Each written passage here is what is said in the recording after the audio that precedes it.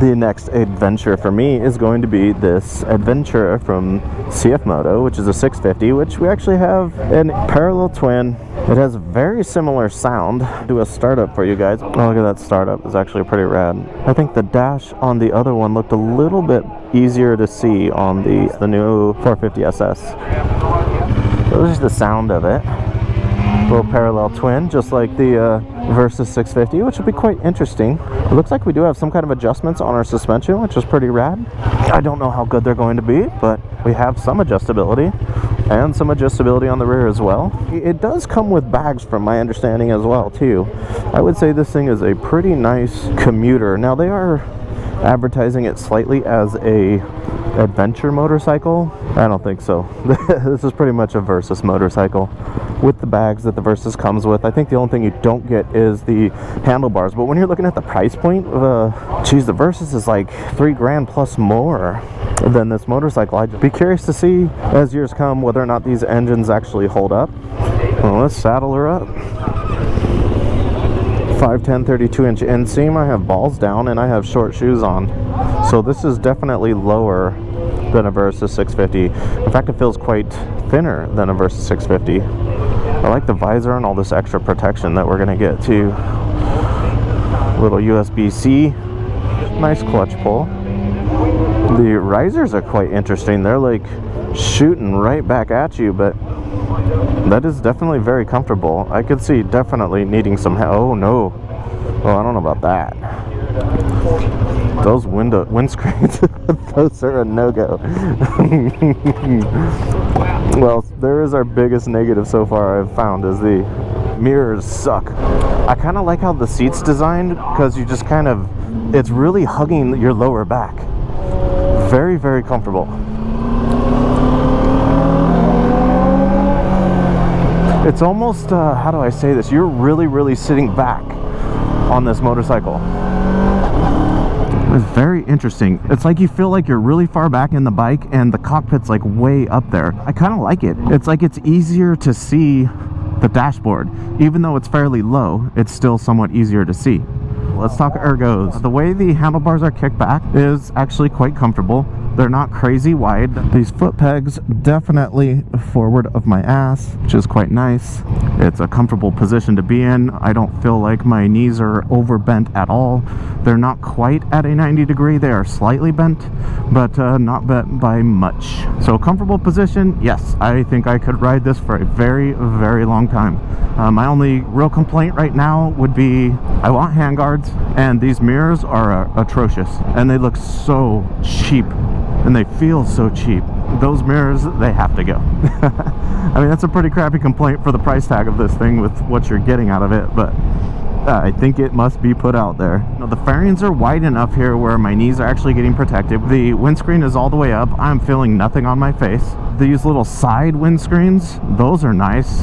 I'm not feeling anything really on me. This is a great long distance rider. Those brakes are quite squishy. Now that I had to squeeze on them pretty hard, they are a little squishy, leaving a little bit to be desired. But let's face it, we're not racing this thing. They are more than adequate for what we're doing. Oh, sideways turning. That's awkward. It almost felt like the bike was fighting me in that corner. Was that the suspension? Was that the chassis bending? Oh, I need to lean her over again to establish a little bit more of that. It's a stable motorcycle. I would say it probably has quite a long wheelbase. It feels like it's just holding so well. Like, it's almost like gyro well. Like, it's holding itself into this position. It doesn't take much to keep her upright. And I would bet a lot of money that's a really long wheelbase. And that's why it does not feel great in a corner. Or at least a heavy corner, for that matter. I mean, for regular turning, kind of moving around, she's fairly nimble. It's fine. I wouldn't take this to a track and lean it over. Not like I would the Versus 650, because the Versus 650 sure felt like I could do that. So, this, no. So there's your first big negative. I would say, sorry to compare this straight to a Versus 650, but let's face it, they're the two most apple-to-apple motorcycles I can think of. So right there, the Versys is winning in the suspension department. I don't know if it's winning in the brake department yet. I have usually liked Kawasaki brakes, have usually been acceptable, and their ABS is usually pretty nice because it's very lenient. It is harder to trigger them. Not to say that I've triggered this thing, but I would say on that 450 SS, the brakes felt pretty good. Like, I wasn't triggering the ABS as well either. So, I mean, whatever they're doing with the brake systems, it's adequate. In fact, this thing actually has steel braided brake lines. That is interesting. Maybe that's why it feels a little bit stiffer. But so far, ergonomically, yes, this is a great commuting motorcycle. And it is low enough that I think it leaks its way into a beginner if you're interested in just like a decent miles per gallon commuting style motorcycle. I'll link all that up right now. Fuel tank size, miles per gallon. Is this going to be a good commuter for you? Because in my opinion, motorcycles need to go, you need to go a little ways before you're getting fuel if you're commuting on one. Oh, look at that front fork just dip like a mother. That probably has a lot to do with the fact that it is the suspension's designed for off-road, so it should be a little more, you know, boat-like, and it is definitely boat-like. In fact, I didn't notice that. You know, that road we were just previously on is actually quite bumpy and nasty, and not once did I notice the road being a little bumpy. So that's actually pretty cool. That's definitely noteworthy. That the suspension maybe not great, but let's face it, what are we buying this motorcycle for? We're buying it to ride it to work and home and pick up groceries. Let's be honest, we're not taking to the track. This isn't our main rip off-road back canyon riding motorcycle. I mean, it would be okay, it'd be fun. I do not like the way it leans over. I need to get this thing leaned over again to kind of clarify that, I guess, for me and you. But I think that the seat height alone brings us into a reasonable beginner motorcycle. These parallel twin 650s, they are not overpowering, but yet they have enough power to make you happy for a long duration of time. It's just like a Ninja 650. That's just an all-around great motorcycle. It'll do anything and everything you want it to, and never become too slow for you or not good enough for you. It is good enough all the way around, and that's what this engine is going to do for us as well. This motorcycle is going to be an all-around, do all, but carry everything with you as well. I would say the tires that are on it, they're probably like 90-10s, so I mean that alone would make this thing not the greatest of off-roaders. And let's face it, 17s front and back is also make this not so great off-road. So there's ergonomics, that's engine. Oh, maybe we can lean her a little bit. Oh yeah, no, I mean it's not okay, it's not bad, it's not bad. I don't know why that last lean just kind of felt like it was all fighting me. It was very, very weird. Probably long wheelbase. I'm gonna get over it. I'm not gonna complain about it anymore. It is more than adequate. That last turn felt great.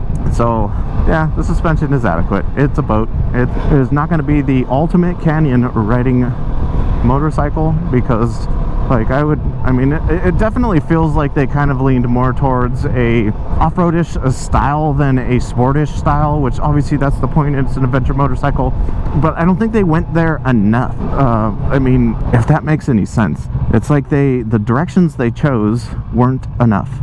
Neither of them are standing out as awesome. So I think if you're really looking for the actual commuter, the Versys 650 is definitely better. No doubt about that. But yes, price is a whole nother questionable ball game.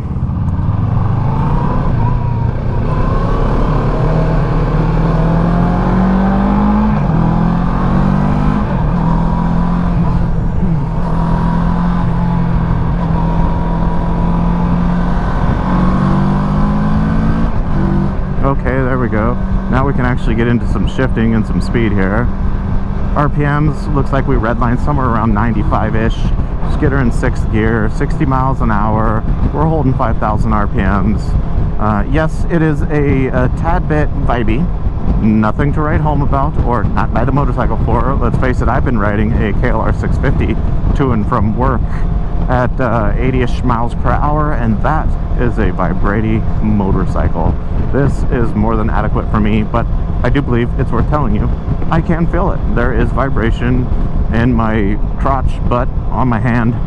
There's vibration on my hand holding this gas tank, but it is very minimal. Oh, there's that. Yeah, there's that Kawasaki 650 intake sound. Yes, yes. Yep.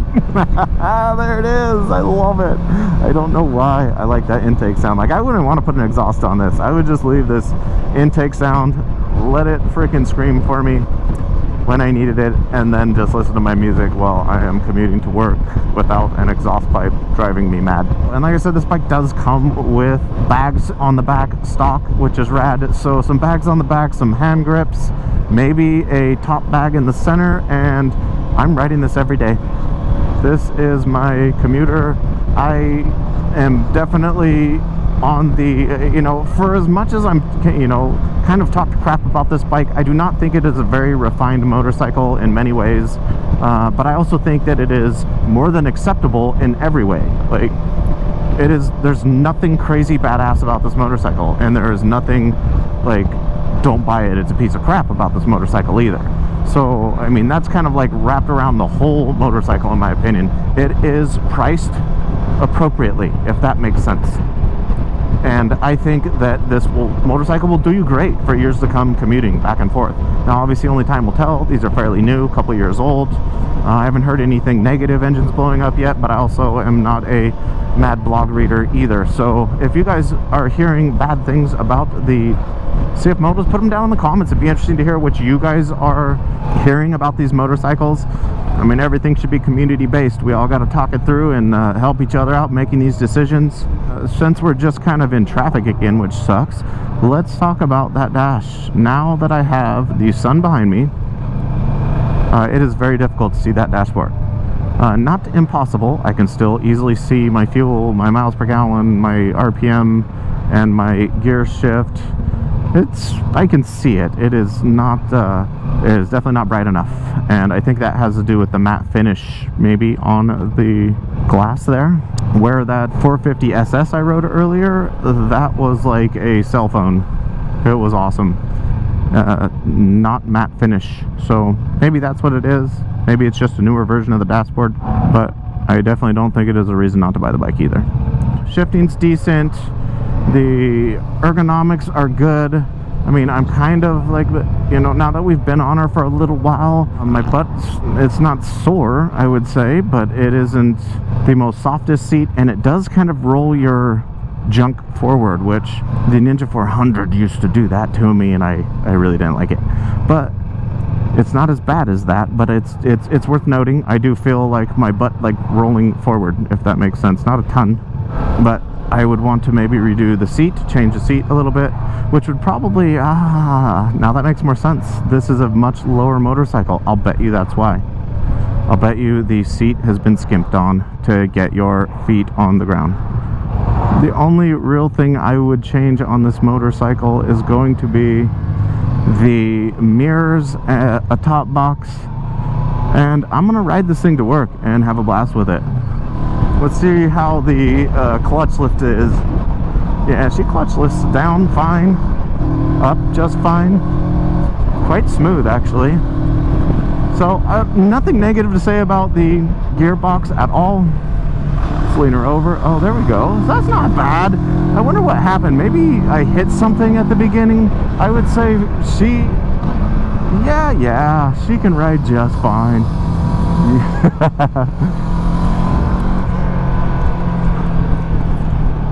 Alright, suspension is fine, there's nothing wrong with that. I think maybe I just hit something weird in the road, because she felt pretty damn good leaned over. I like it. Shoo! Alright, so yeah, definitely not the best all around at anything this motorcycle does, and I do think it is very, very priced appropriately for what it is. I do not think this is a bad buy motorcycle. In fact, this might be one of my new commuters, just because of that price point is absolutely insane. The comfort's there. There's enough power to be on the freeway. And I get to carry all my stuff with me, and it comes with all the bags. So thanks for watching, guys. I hope this was useful. It's kind of a weird review because I'm all over the board on this thing. I hated it at first. I've gotten used to it towards the end. That's just the way it goes sometimes. See?